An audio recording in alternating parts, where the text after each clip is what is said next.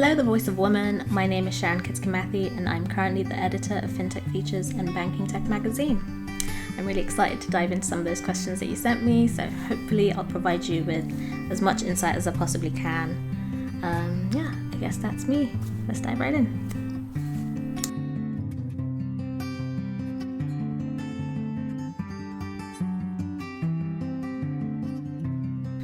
So it was pretty much down to my passion or lack thereof when I was doing my legal work. So I'm Kenyan, and I moved to the United Kingdom as a child. And as a child of the African diaspora, your parents will often try to direct you to a certain career path, ones that are a bit more financially secure. So you're looking at sectors like law, medicine, engineering, you name it, just mainly those sort of safe industries. So I pretty much did what was asked of me, and I went into a legal career path. Although when I got there, wasn't what was on telly. So I would often watch things like Boston Legal, Ally McBeal, The Good Wife, and these shows would often sort of show people moving around all the time, talking to clients. It would be quite dramatic, you'd be in court, but none of that happened. So when I was at Freshfields and Goldman, I would mainly be spending a lot of time with my computer, just looking at the screen or staring at a big pile of documents and sifting through tiny financial details. And that was not what I envisioned for myself. So I thought, this is not it for me. What do I really want to do? And at the time I was still a bit scared of taking that dive and making that plunge into a new sector. So I thought, maybe it's the type of law that I'm doing, not really law in general. So at the time I moved to a law firm. So it was one that was not dealing with like tiny financial minutiae. It was fintech, which was interesting. So this was during my time at Reed Smith. And there I would work on like your crypto exchanges, digital currencies, blockchain, challenger banks. And it was pretty exciting because these were like completely new areas that I had never even thought about. And aside from that, I was also doing pro bono work. So that's free legal advice.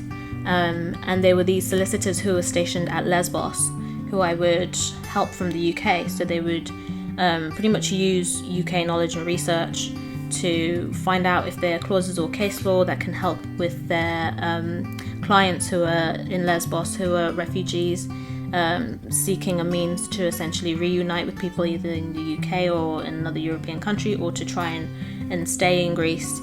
So yeah, I'd find a lot of joy, and a lot of my passion was driven by finding out like tiny pieces of case law or clauses in legislation no one knew about, and writing it all down for the lawyers over at Lesbos, and they would be excited. So there was this one case where there was two brothers. One was in the UK and one was in Greece with the solicitors at Lesbos, and it was essentially about figuring out a way to reunite them. So there was this bit of legislation, not a lot of people knew about it, and it was basically a means for the brothers to be reunited. So once I was writing it all down, I felt really happy. I was in a place of peace and calm. I sort of felt like I knew what it was I was doing, and I derived a lot of joy out of that. So I figured, maybe it's to do with finding things out that are interesting, writing it all down, something like that. So that's when I decided to put my expertise into documentary making. So I worked in a documentary production company called Quicksilver Media. There they did documentary series like Unreported World.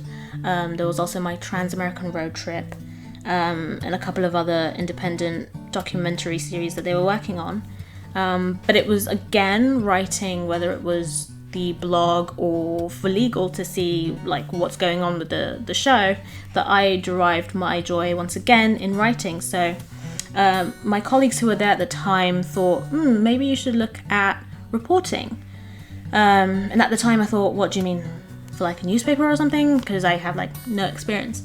And they actually drove me towards B2B journalism, because they were like, well, you have all this legal experience, you have all this knowledge, why don't you apply it to B2B journalism and see what happens? So I applied to Global Capital as a reporter, and that's when I was writing about bonds, capital markets. Then I moved over to MT&I and doing the same thing. Then I moved over to the International Financial Law Review, and that was pretty much marrying all of my expertise into one. There I was a senior reporter, then I was a deputy editor, and then I moved over to Fintech Futures, and that was pretty much marrying all of my experiences. So working in the legal sector and working at Global Capital and MT&I and also IFLR, so it just felt like the perfect fit. So what I would say is definitely try and figure out what it is you're passionate about and go for it. Take your time, really hone in on certain areas that you are happy with, things that you don't like, and then that way you can sift it through, and you can probably take it from there and start a new career path.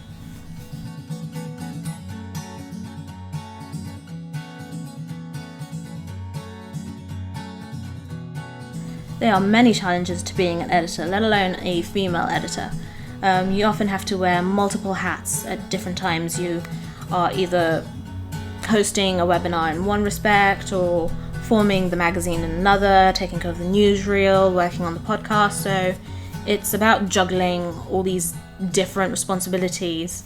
But where I probably find it most challenging is not being taken seriously.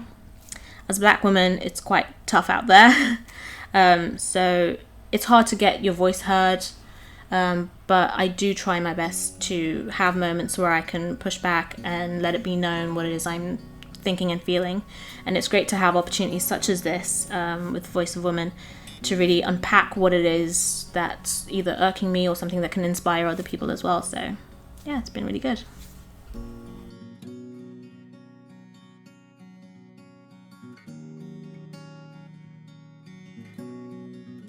Well, I covered a lot of the Brexit financial movements under a regulatory lens when I was at IFLR. So at the time, the main issue that we were looking at was the legal aspect. So it was to do with how things are going to change contractually for stakeholders. So whether you're stationed in the UK and the EU, it was about which court you go to, which arbitration room you go to. But not only that, there was also regulations. So looking at the Second Payments Directive or the Markets and Financial Instruments Directive, MiFID II. So it's whether or not the UK will deviate from any of those rules has been the biggest trend.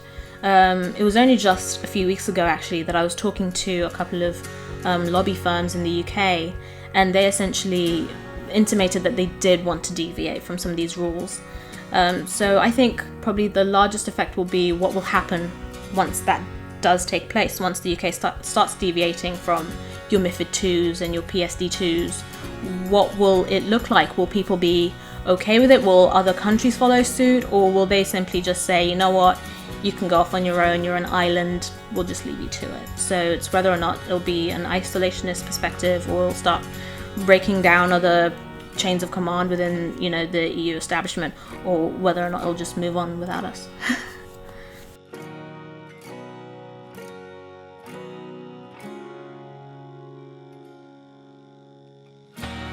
And there are glaring disparities across the industries, absolutely. Women do have to work harder than their male counterparts, and often for a lower price. There's some statistics I provided during a recent What the Fintech podcast recording, and it showed that in the UK, some results of the 2020 Parker Review, so that's a review of at least having one director of an ethnically diverse background or a woman as well, and it showed that only 59% of the 256 firms did not meet the criteria. So it's quite a huge chunk that still has a lot of work to do. And it also showed that there were a large number of women who were stuck in middle management roles, and also junior positions. So you do get women in the industry, but they're just sort of stuck in this wall, and it's hard to climb over, especially when there's not a lot of other women on the other side. So I would say that it's incredibly difficult. And at the time we had the guest who was juggling being a mother as well as her business. So she mentioned that during coronavirus, a lot of women have been put out of work, and they also have struggled a lot to maintain children as well as meeting whatever responsibilities they need to meet at work, and often they weren't met with any sort of sympathy too. So I'd say it is still quite tough out there, but hopefully there will be hope for some change. There's loads of good movements around the world led by the youth, seeking change and seeking a positive change. So hopefully there will be some good news.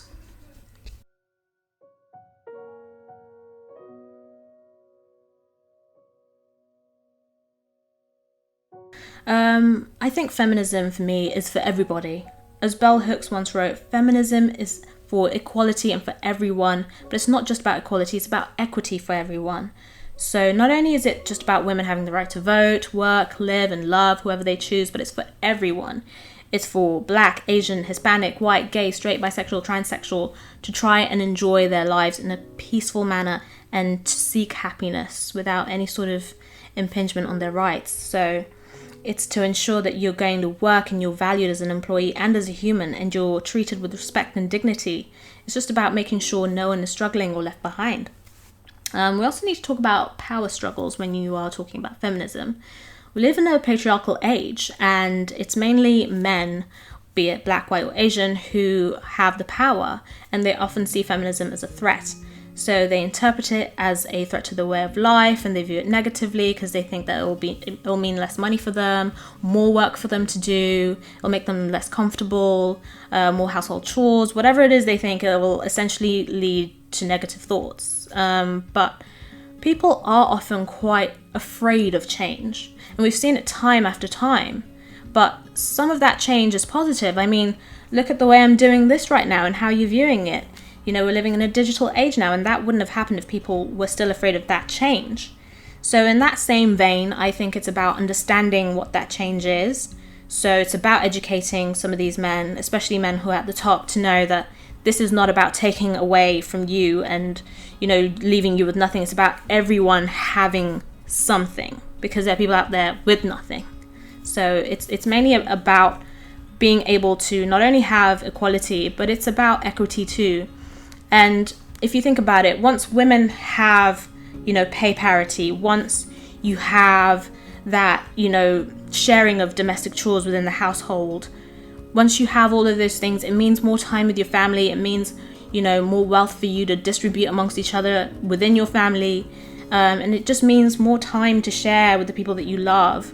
So as Asata Shakur once said, we must love each other and support each other because we have nothing to lose but our chains. So for me, feminism is about the way the world should be, and it's what we should be fighting for.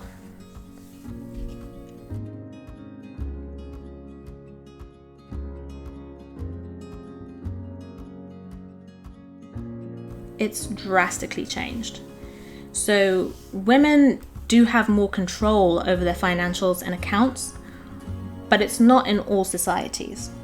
There are still places in the world where a woman's financials are overseen by men, and that's a struggle that we need to acknowledge too. It means a barrier to circulation of those funds into the economy. It leads to basically a lack thereof equality and equity that we're seeking.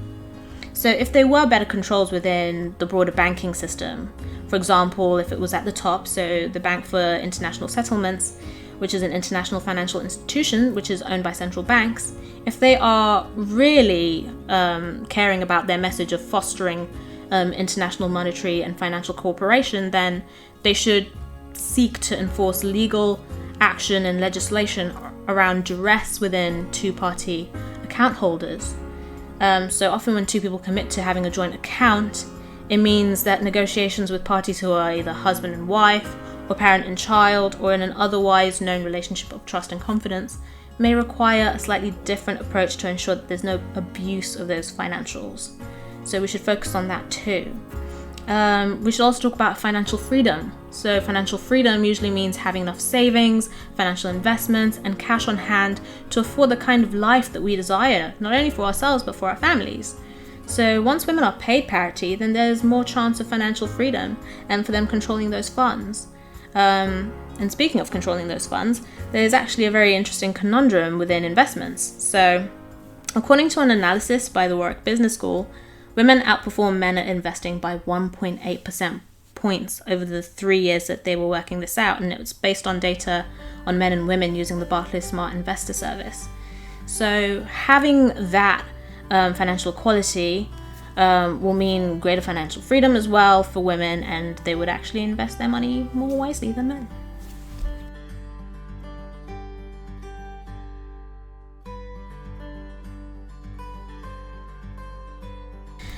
It's hard actually because of what I mentioned earlier. So it's about the patriarchal system we're living in. The owners of the means of production and the holders of power are mostly men, be it in parliament, these large conglomerates, corporations, financial institutions. It's mainly men in positions of power. Whether the answer is sheer ignorance or malicious intent from these people, it really doesn't make a difference because the effect is the same. It's just a lack of equity and equality. So it leads to more grievances, disputes, and financial losses. And it's actually more hard work for an institution to fight in court over equal pay than if the financial institution simply paid female employees parity. So they have to look at legal fees, fight employees internally, face reputational damage. It's way more hassle than it's worth. So to overcome this, there needs to be change all over the system. So more female politicians, Supreme Court judges, policymakers, people who can actually fight the battle, but in the name of feminism. Often when women are in power, you sort of forget the angle of them actually trying to take care of making sure everything is equal and has parity for everyone. So when we think of our leaders, we do need to also think, wait, are they fighting the good fight? Are they actually looking to make sure there is equality for all? So it doesn't really matter if you have just females in these positions of power, because it'll just be the same as having men in power if they don't actually fight for feminism, because feminism is the equality of all. So that's what we need to be looking at, is ensuring that the women who are in a position of power do actually fight for feminism, but not only that, for the men as well who are in power too. So they also need to be seeking out equality for all, because it'll just make everyone's lives easier if they simply do that. It just means more money for everyone, and everyone gets to enjoy everything.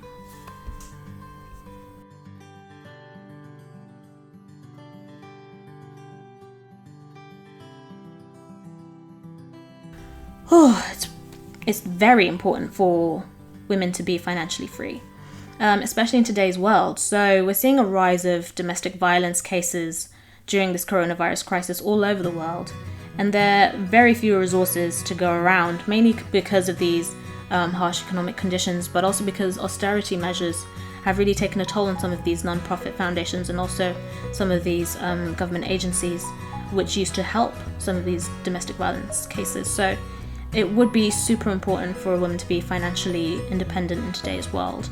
It will help them seek a place of refuge, but not only that, it can help with businesses, help with the family and children, or even pursue ambitions that were left in the back burner. So yeah, it's definitely very important.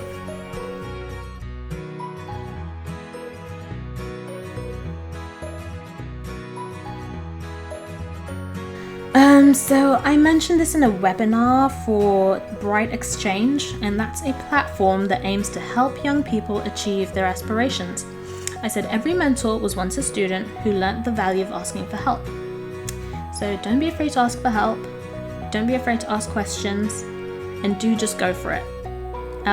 Pursue your passions, get to know what they are, really try and understand what it is that you're after, and also fight the good fight. Make sure that your generation is doing well, and generation after that and after that and after that, and then there'll be no need to fight anymore because everyone's pretty okay.